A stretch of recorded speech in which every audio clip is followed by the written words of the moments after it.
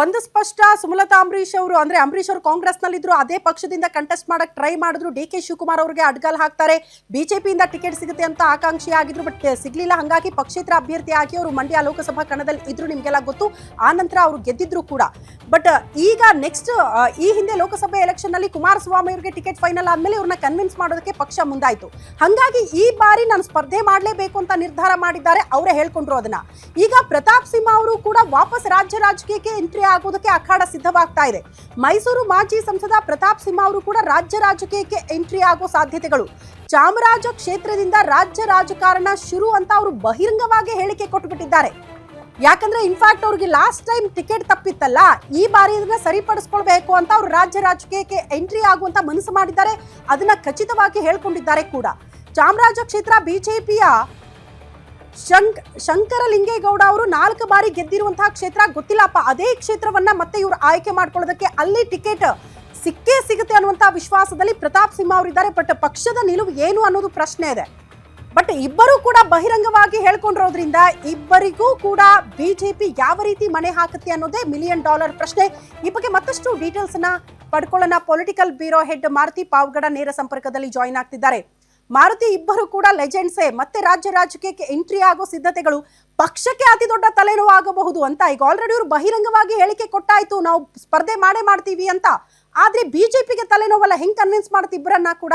ಇಬ್ರಿಗೂ ಟಿಕೆಟ್ ಕೊಡೋದು ಅನಿವಾರ್ಯ ಆಗ್ಬಿಡುತ್ತಾ ಅಂತ? ಕೃತಿ ಮುಂದೆ ಬರ್ತಾ ಇರುವಂತಹ ಸ್ಥಳೀಯ ಸಂಸ್ಥೆಗಳಿಂದ ಹಿಡಿದು ವಿಧಾನಸಭೆ ಮತ್ತೆ ಲೋಕಸಭಾ ಚುನಾವಣೆಯಲ್ಲಿ ಮೈತ್ರಿ ಇರಬೇಕು ಇರಬೇಡ ಅನ್ನುವಂತಹ ಭಿನ್ನಾಭಿಪ್ರಾಯಗಳು ಬಿಜೆಪಿಯಲ್ಲಿ ಇರುವಂತದ್ದು ನಿಜ.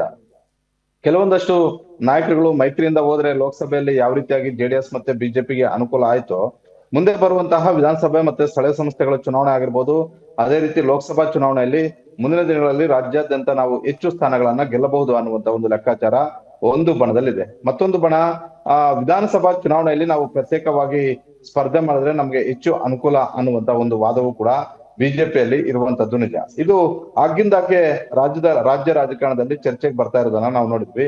ಈಗ ಮಾಜಿ ಸಂಸದರಾದಂತಹ ಮಂಡ್ಯದ ಮಾಜಿ ಸಂಸದೆ ಸುಮಲತಾ ಅಂಬರೀಶ್ ಹಾಗೂ ಮೈಸೂರಿನ ಮಾಜಿ ಸಂಸದರಾದಂತಹ ಪ್ರತಾಪ್ ಸಿಂಹ ಅವರು ಕೊಟ್ಟಿರುವಂತಹ ಒಂದು ಹೇಳಿಕೆಗಳು ಮೈತ್ರಿ ಅಂದುಕೊಂಡಷ್ಟು ಸುಲಭ ಇಲ್ಲ ಅನ್ನುವಂಥದ್ದನ್ನ ತೋರಿಸ್ತಾ ಇದೆ. ಯಾಕಂತ ಹೇಳಿದ್ರೆ ರಾಜ್ಯ ಮಟ್ಟದ ನಾಯಕರುಗಳು ವೇದಿಕೆ ಹತ್ತಿ ಕೈ ಎತ್ತೋದು ಬಹಳ ಸುಲಭ. ಆದ್ರೆ ಸ್ಥಳೀಯ ಮಟ್ಟದಲ್ಲಿ ಪಂಚಾಯತ್ ಚುನಾವಣೆಯಿಂದ ಪಾರ್ಲಿಮೆಂಟ್ ಚುನಾವಣೆ ನಡೆಯುವವರೆಗೂ ಕೂಡ ಬಹಳಷ್ಟು ಸಮಸ್ಯೆಗಳನ್ನ ಎದುರಿಸಿರ್ತಾರೆ. ಒಬ್ಬರ ಮೇಲೊಬ್ರು ಹಲವು ಕೇಸುಗಳನ್ನ ಹಾಕೊಂಡಿರ್ತಾರೆ. ಬಹಳಷ್ಟು ಸಮಸ್ಯೆಗಳು ಬೂತ್ ಮಟ್ಟದಲ್ಲಿ ಇರುವಂತದ್ದು ನಿಜ. ಹೀಗಾಗಿ ಇಬ್ಬರಿಗೂ ಕೂಡ ಈಗ ಲೆಕ್ಕಾಚಾರಗಳು ಏನು ಅಂತ ಹೇಳಿದ್ರೆ, ನಾವು ರಾಜಕೀಯವಾಗಿ ನಾವು ಜೀವಂತವಾಗಿರೋದಕ್ಕಿಂತ ಕೂಡ ನಮ್ಮ ಹಿಂದೆ ಇರೋರ ರಾಜಕೀಯ ಪರಿಸ್ಥಿತಿ ಏನು ಅನ್ನುವಂತಹ ಲೆಕ್ಕಾಚಾರವನ್ನ ಹಾಕದಂತೆ ಕಾಣುತ್ತೆ. ಅದರಲ್ಲೂ ಮಂಡ್ಯ ಲೋಕಸಭಾ ಕ್ಷೇತ್ರವನ್ನು ನಾವು ನೋಡಿದಾಗ ಮಾಜಿ ಪ್ರಧಾನಿ ದೇವೇಗೌಡರ ಕುಟುಂಬದ ವಿರುದ್ಧ 2019ರಲ್ಲಿ ದೊಡ್ಡ ಮಟ್ಟದ ಒಂದು ಗೆಲುವನ್ನ ಸಾಧಿಸಿದೆ. ಅದರಲ್ಲೂ ನಿಖಿಲ್ ಕುಮಾರಸ್ವಾಮಿ ಅವರೇ ಅಭ್ಯರ್ಥಿ ಆಗಿದ್ದಾಗ ಕುಮಾರಸ್ವಾಮಿ ಅವರು ಮುಖ್ಯಮಂತ್ರಿ ಆಗಿದ್ದಂತ ಒಂದು ಸಂದರ್ಭ. ಅವತ್ತಿನ ಪರಿಸ್ಥಿತಿ ಬೇರೆ ಬೇರೆ ರೀತಿ ಇತ್ತು. ಅದು ಬೇರೆ, ಅದು ದರ್ಶನ್ ಹೋಗಿದ್ರು, ಯಶ್ ಹೋಗಿದ್ರು, ಅದು ಒಂದ್ ಕಡೆ. ಆದ್ರೆ ಮತ್ತೊಂದ್ ಕಡೆ ಚಲುವರಾಯಸ್ವಾಮಿ ಅಂಡ್ ಟೀಮ್ ನಿಖಿಲ್ ಕುಮಾರಸ್ವಾಮಿ ಅವರನ್ನ ಏನಾದ್ರೂ ಮಾಡಿ ಸೋಲಿಸಲೇಬೇಕು ಅನ್ನುವಂತ ಒಂದು ಆಟವನ್ನ ತೊಟ್ಟು ಅವತ್ತು ಮೈತ್ರಿ ಅಭ್ಯರ್ಥಿ ಆಗಿದ್ರು ಕೂಡ ಕಾಂಗ್ರೆಸ್ ಅಲ್ಲಿ ಇದ್ದುಕೊಂಡೇ ಸುಮಲತಾ ಅವರಿಗೆ ಬಹಿರಂಗ ಸಪೋರ್ಟ್ ಅನ್ನ ಮಾಡಿರೋದನ್ನ ನಾವು ನೋಡಿದ್ವಿ. ಹಲವು ಕಾರಣಗಳಿದಾವೆ ಸುಮಲತಾ ಅವರು ಅವತ್ತು ನಿಖಿಲ್ ಕುಮಾರಸ್ವಾಮಿ ಅವರ ವಿರುದ್ಧ ಗೆಲ್ಲೋದಕ್ಕೆ.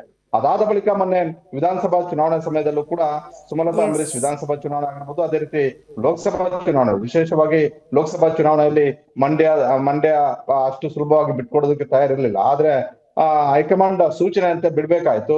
ಈಗ ಮುಂದೆ ಬರ್ತಾ ಇರುವಂತಹ ಸ್ಥಳೀಯ ಸಂಸ್ಥೆಗಳ ಚುನಾವಣೆ ಆಗಿರ್ಬೋದು, ಅದೇ ರೀತಿ ಮುಂದೆ ಬರುವಂತಹ ವಿಧಾನಸಭಾ ಚುನಾವಣೆ ಆಗಿರ್ಬೋದು, ಹಲವು ಸುಮಲತಾ ಹಿಂದ್ಗಡೆ ಇರುವಂತಹ ನಾಯಕರು ಕೂಡ ನಾವು ಪ್ರತ್ಯೇಕವಾಗಿ ಹೋಗ್ಬೇಕು ಅನ್ನುವಂತಹ ಒಂದು ಗಾಳವನ್ನ ಆಗಿಂದಾಗೆ ಹೊರಡಿಸ್ತಾ ಇದ್ದಾರೆ.